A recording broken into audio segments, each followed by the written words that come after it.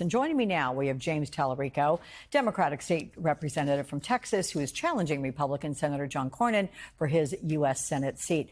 Representative Tallarico, thank you so much for being here, sir. So let's talk about this shooting, which highlights the extent of the political polarization, the extreme voices on both sides that appear to be the loudest. At least that is what the algorithms would have us believe. What is your assessment of the level of distrust? Is it evident among, say, your constituents in Texas? Absolutely. We're seeing this in every community across Texas, across America. And there's been a lot of finger pointing after the horrific assassination of Charlie Kirk.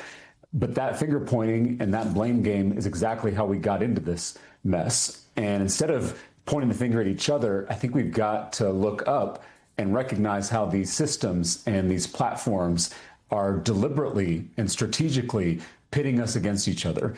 These for-profit predatory algorithms, they want conflict because conflict is what gets more clicks, which gets these platforms and their billionaire owners more money. This is a rage economy. They want us at each other's throats because it's good for their business model. And so it's really important that we have this conversation and recognize how our civic life has really been manipulated for profit by some of the most powerful people in the country. A new poll that was taken in the days after the Kirk murder asked this question: does the way Americans talk about politics encourage violence? And 63% said, yeah, a lot. 31% said a little. 5% said not at all. President Trump is threatening to target what he calls the radical left. And Democrats in recent months have in some ways ratcheted up their rhetoric to match the president's. Do voters in Texas view the shooting as an act of political violence? Do you see a path forward for lowering the temperature? Well, I hope if any good comes out of this tragedy, it's that we can all recognize how our conversations with each other need to change. We need to handle each other with more care. I experience across the state, across the country, that there is a deep hunger for a different kind of politics. It feels like we've had this kind of politics for more than a decade now, where politics is blood sport. It's total war. It's owning and trolling. And I do think that people across the political spectrum are ready for something else. They're ready for a politics of love for our neighbors, love for our country and our state.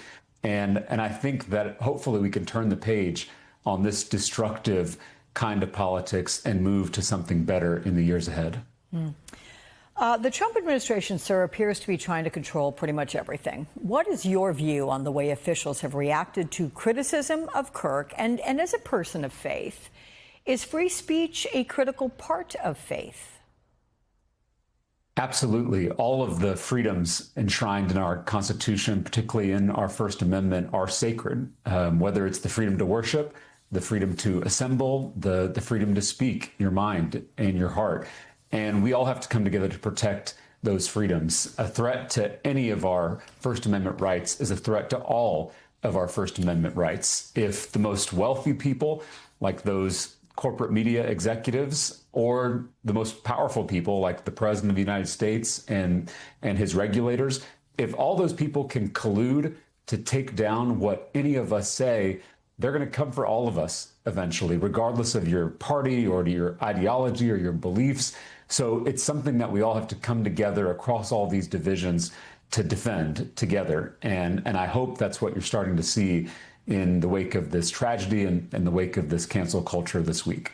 You, sir, are quoted in an article today saying that Democrats have forgotten how to fight at the national level, adding they should be a little less Washington and a little more Texas. How do you assess the field that you will be up against in your Senate race, both on the Democrat and Republican sides? Well, I think Texas Democrats, especially this summer, showed national Democrats what it means to defend the Constitution and what it means to fight for the people of this country when we broke quorum to shine a national spotlight on Trump's redistricting power grab. I think that's the exact kind of action people are hungry for. Sometimes folks at the national level will use being in the minority as an excuse for inaction. But even in the minority, you have tools, you have rights guaranteed in our Constitution to fight for your constituents, fight for the Constitution, and fight for all of our rights. That's what we're showing down here in Texas, even though we're in the minority. And it's time that National Democrats do the same. Your Democratic colleague, Colin Allred, also running in the primary, did reasonably well, but eventually lost to Ted Cruz. But that was when Trump was on the ballot in 2024. What impact will Trump not being on the ballot have next year? Well, I think historically speaking, you see that the party that's in power loses seats everywhere, whether it's the Democratic Party in power or the Republican Party in power. And that's a good reaction, a good corrective from the voters of this country. You want to try to curb the excesses of any one party. I hope that we see that in 2026. I hope we see voters, again, across the spectrum, not just Democrats, but independents and some Republicans, too, who want to check the power that they're seeing from the White House and from the United States Senate. You want balance. You want those checks on that power. That's what the voters can deliver if they show up at the ballot box in November of next year.